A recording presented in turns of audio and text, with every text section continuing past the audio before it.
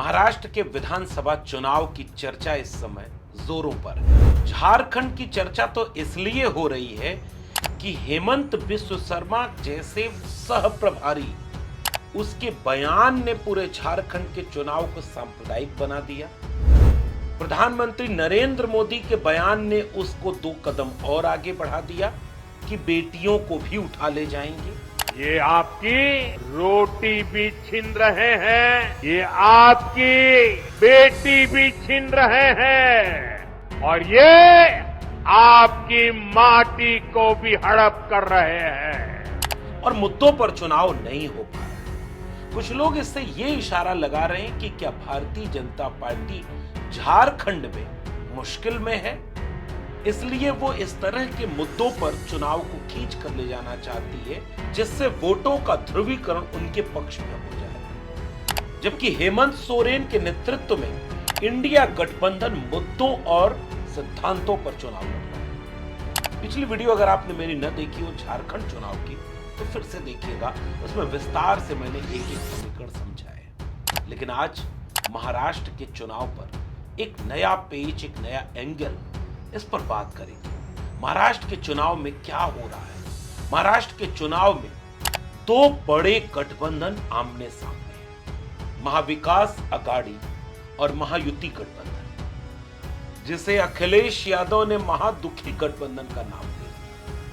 लेकिन दोनों गठबंधन के दाव पेच, दोनों की राजनीति रणनीति आमने सामने है। लेकिन वहां बागी विधायकों का नामांकन करना किस गठबंधन का खेल बिगाड़ेगा, आज की वीडियो में इस पर बात करेंगे। आप देख रहे हैं डॉक्टर लक्ष्मण यादव का सोशल मीडिया प्लेटफॉर्म। तो इंट्रो में जिस वीडियो का जिक्र मैं कर रहा था झारखंड चुनाव की, उसे नहीं देखे हो तो देखिएगा जरूर, क्योंकि आज भी प्रधानमंत्री के बयान की चौतरफा निंदा हो रही है कि वो शादी करने के बाद बेटियों को उठा ले जाएंगे, छोड़ देंगे। अलग अलग तरह से लोग गंभीरता से प्रधानमंत्री के इस बयान की निंदा कर रहे हैं। ये सवाल पूछ रहे हैं कि देश की सबसे मजबूत कुर्सी पर बैठकर कोई प्रधानमंत्री चुनावी रैली में ऐसा भाषण कैसे दे सकते हैं। तो वहीं दूसरी तरफ लोग कह रहे हैं कि इसमें आश्चर्य किस बात का।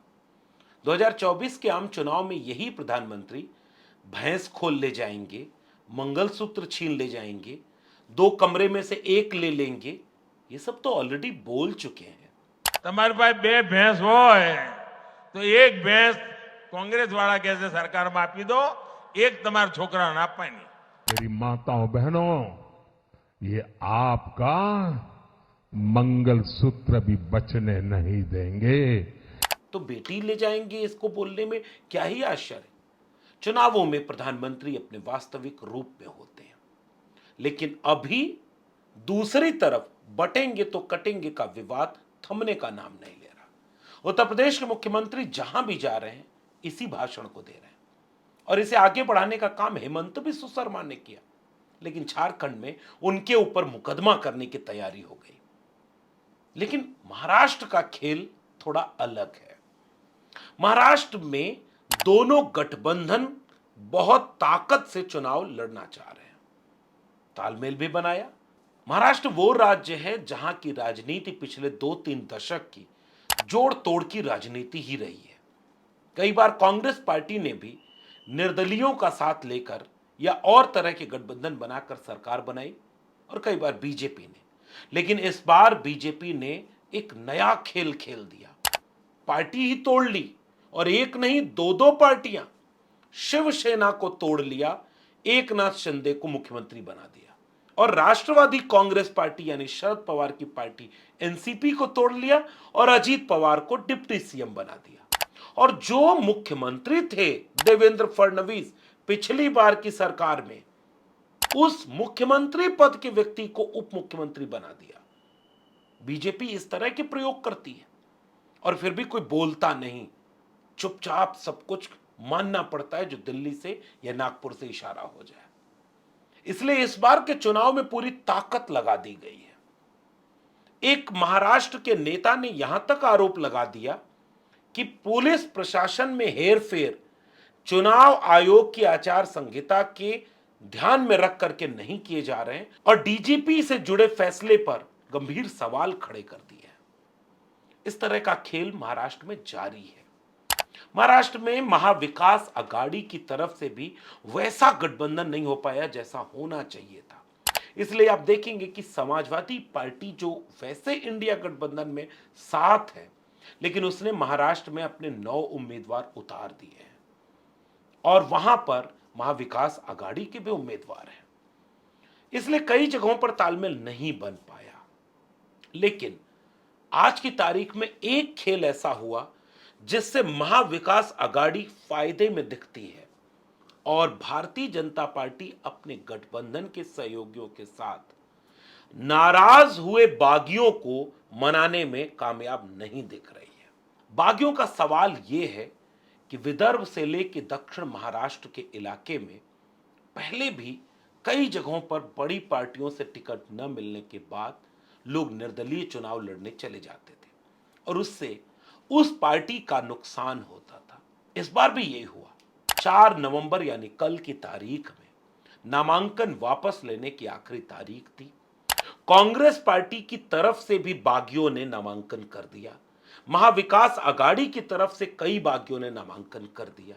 मीडिया में आई खबरों के मुताबिक कस्बा, अरंगडोल, परली, बायकुला, राजापुर, श्रीगोंडा, संगोला, दक्षिण सोलापुर, पंढरपुर, कुर्ला, वर्सोवा, बीड, मजलगांव, नासिक सेंट्रल, कलमनोरी, ऐसे तमाम सीटों पर महाविकास अघाड़ी के भी उम्मीदवारों ने बागी तेवर अपनाते हुए नामांकन कर दिया। लेकिन इनमें से एक बड़ी संख्या में नामांकन वापस ले लिया गया। अभी भी महाविकास अघाड़ी की तरफ से कुछ बागी अभी भी नामांकन किए हुए हैं, नामांकन वापस नहीं लिया उन्होंने। लेकिन दूसरी जो सूची आई है वो महायुति गठबंधन यानी कोट अनकोट महादुखी गठबंधन का दुख बढ़ाने वाली है।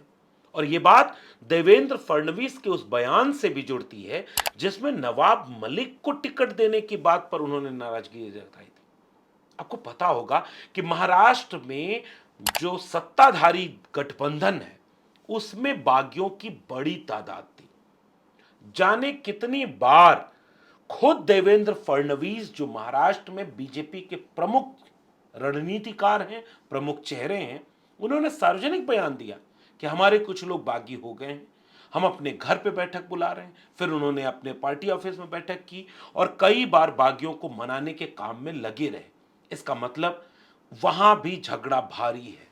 अजीत पवार की पार्टी से सार्वजनिक नाराजगी जताते हुए देवेंद्र फडणवीस का बयान आ चुका है कि नवाब मलिक को टिकट देना गलत है और वो वहां प्रचार करने नहीं जाएंगे।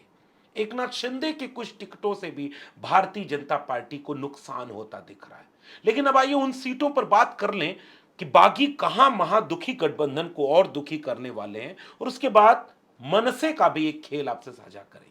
फिलहाल महायुति गठबंधन ने एरोली सीट, बेलापुर, विक्रमगढ़, कल्याणपुर, फुलंबरी, सोलापुर, उमरेठ, पचोरा, बुलडाणा, मेहकर, पैठन, जालाना, सावंतवाड़ी, घनसावड़ी, करजत, नंदगांव, अहेरी, अमलनेर, अमरावती, बसमत, पठारी, शाहपुर, जुन्नर, उदगीर, कलवान, पठारी, खेड़, वाई, अणुशक्ति नगर, देवलाली, बीड, आष्टी, मावल, जिरोराई, ऐसी कई सीटों के नाम मीडिया में आ रहे हैं जो महायुति गठबंधन की तरफ से बागी उम्मीदवार हैं, जिनमें से अधिकांश ने अपना नामांकन वापस नहीं लिया है, जिसका सीधा नुकसान सत्ताधारी खेमे के एकनाथ शिंदे, देवेंद्र फडणवीस और अजीत पवार की पार्टी को होता हुआ दिख रहा है।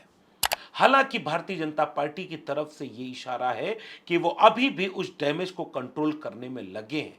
जैसे कांग्रेस पार्टी ने इसमें ज्यादा अहम भूमिका निभाई कि अपने बागियों को मनाने में वो बड़ी संख्या में कामयाब हुए। शरद पवार भी अपने बागियों को मनाने में कामयाब हुए, लेकिन फिर भी जो प्रतिशत है बागियों का, वो बागी महायुति गठबंधन को दुखी करने का मन फिलहाल बनाए हुए हैं, जिसका सीधा नुकसान इन तीनों पार्टियों के गठबंधन की तरफ भी हो रहा है और चुनावों में वोट के बिखरने पर भी हो रहा है। और एक आखिरी कड़ी महाराष्ट्र के चुनाव में है, जिसे समझना बहुत जरूरी। मनसे यानी महाराष्ट्र नवनिर्माण सेना, राज ठाकरे, जिन्होंने पिछले दिनों बीजेपी के साथ समझौता किया।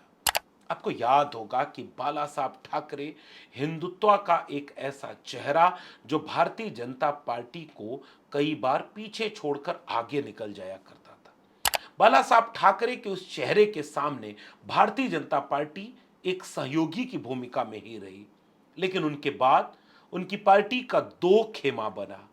राज ठाकरे जो उनके राजनीतिक उत्तराधिकारी माने जाते थे, शिव सैनिकों ने उन्हें अपना प्रतिनिधि स्वीकार करने की बजाय उद्धव ठाकरे जो बाल ठाकरे के पुत्र थे, उन्हें चुना गया। उद्धव ठाकरे उम्मीदों के विपरीत जाकर के एक सॉफ्ट सेकुलर प्रोग्रेसिव अप्रोच के साथ एक नया समीकरण बनाते हैं, जिसके चलते शरद पवार और कांग्रेस में गठबंधन करके वो महाराष्ट्र के मुख्यमंत्री बनते हैं।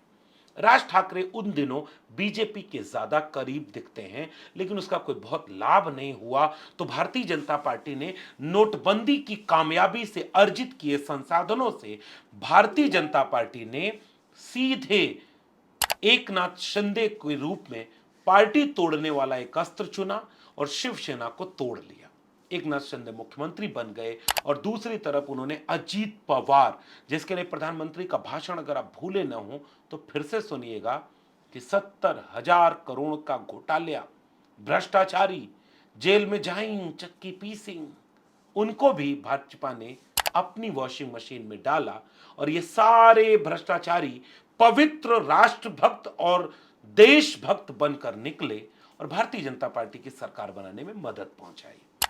उसके बाद राज ठाकरे की भूमिका थोड़ी कम हो गई, लेकिन इस चुनाव में राज ठाकरे जिन इलाकों में अपना प्रभाव रखते हैं, वहां उनके प्रत्याशियों के समीकरण ये बताते हैं कि वो भी महायुति गठबंधन को कोई बहुत सकारात्मक भूमिका निभाने में कामयाब होते नहीं दिख रहे।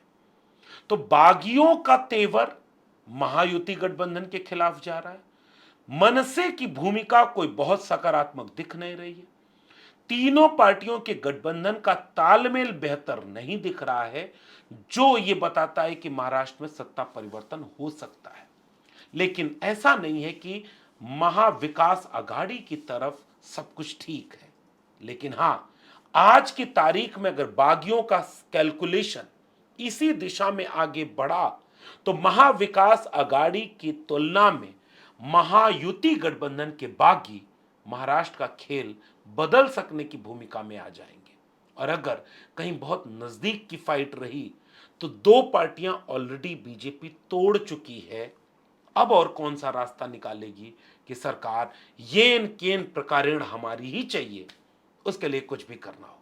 इसका अर्थ यह है कि महाराष्ट्र में आज की तारीख में अभी सिक्का नाच रहा है। वो किस करवट बैठेगा, इसमें अभी काम करना बचा है।